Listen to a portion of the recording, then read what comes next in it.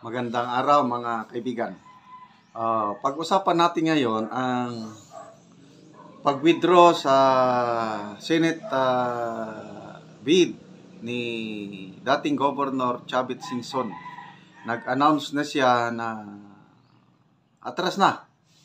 Isa siya sa mga senatorial candidates na inendorso ng dating Pangulong Rodrigo Roa Duterte. Okay, so anong dahilan? Bakit siya biglang nag-withdraw?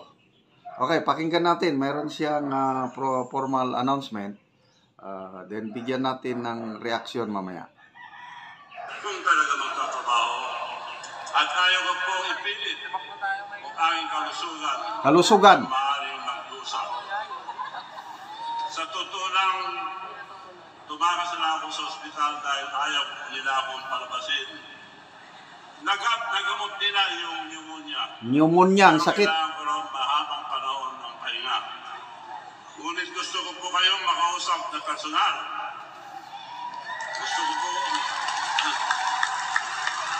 pong makapag-lingkod sa inyo ng buong puso at buong lakas. Kaya pinabuti kong unahin muna ang aking pagpapalakas upang mas lalo pa akong makatulong at makapaglingkod sa iyo lahat.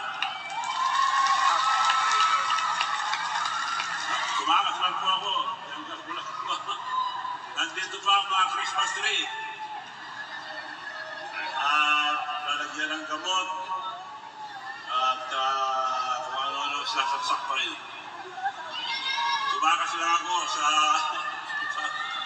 papalitin ako kagad. Kaya po humingi po ako ng pamanhin sa mga nagbigay ng kanilang oras, lakas at suporta para sa kampanyang ito.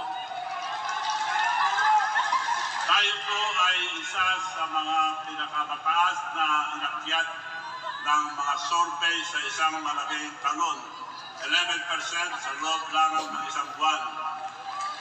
Tayo din po ay isa sa pinakamataas na tinalon sa numero ng followers ng number of engagement sa social media. Ito po ay dahil sa walang sawang suporta ninyo at sa mga trabaho sa kampanya nito. Kung tayo ay tuloy-tuloy, sigurado ako na darating tayo sa Magic 12. Ngunit, kahit na makarating tayo doon, ang desisyon ko ay ganun pa rin. Dahil ayaw ko humingi ng puto ninyo bilang kapalit sa tulong na gusto kong ibigay sa inyo. Ang layunin ko po sa buhay ay simple lang. Ang mapasaya ang tao. Ang tulong na binigay ko sa transport group, electric vehicles, nandito po sila. Tuloy-tuloy po yun. Dahil may pangako ko na, tutuloy ko pa rin, kasi hindi na ako po tatakbo. Tuloy po rin tayo. Bibigay ko rin po. Ang mga transport group, tinanong ko magkano. Okay, so yan na po. Formal nang nag-withdraw si former Governor Chavit Singson sa senatorial bid. At ang dahilan niya is kanyang kalusugan. Nagkasakit siya ng pneumonia, nagamot na, magaling na siya, kailangan ang advice ng mga doktor, kailangan niyang magpahinga. And to me, that is a very wise decision. Kasi pag ituloy niya ang pangangampanya, baka bumalik yung sakit niya at delikado.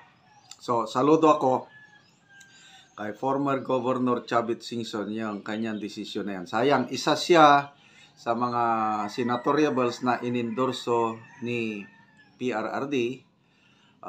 Kung pala rin siya, isa siya sa mga makakatulong kay BP Sara sa kanyang political battle, yung kanyang impeachment.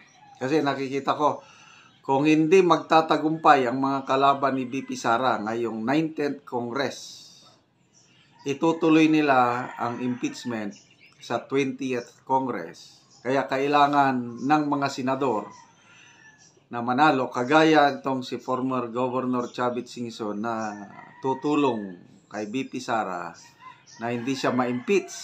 Kasi once nga nagtagumpay ang kanyang mga kalaban sa politika na ma-impeach siya, wala na, hindi na siya makakatakbo. Wala na tayong President Inday Sara sa 2028. Okay? So, sabi ni Governor Singson, ang hangarin lang niya sa buhay, simple lang, sabi niya, gusto kong paligayahin ng mga tao.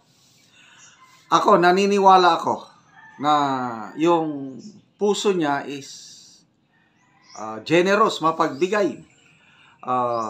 Merong isang magandang pasyalan sa Bigan City, yung Baluarte.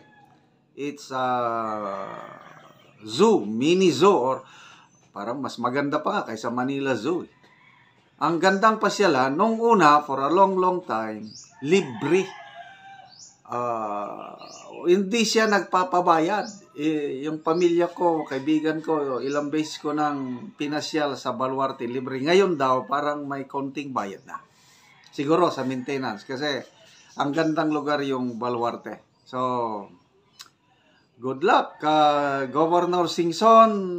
Sana magpagaling kayo. Sabi niya, I will still continue my public service. At naniniwala ako na itong estado ng buhay ni Governor Singson ngayon, nakita niya na money is not everything. Ang kanya is gusto niyang ibahagi ang kanyang resources para mapasaya ang ibang tao. Tumulong sa mamahirap. Naniniwala ako sa kanya. Okay?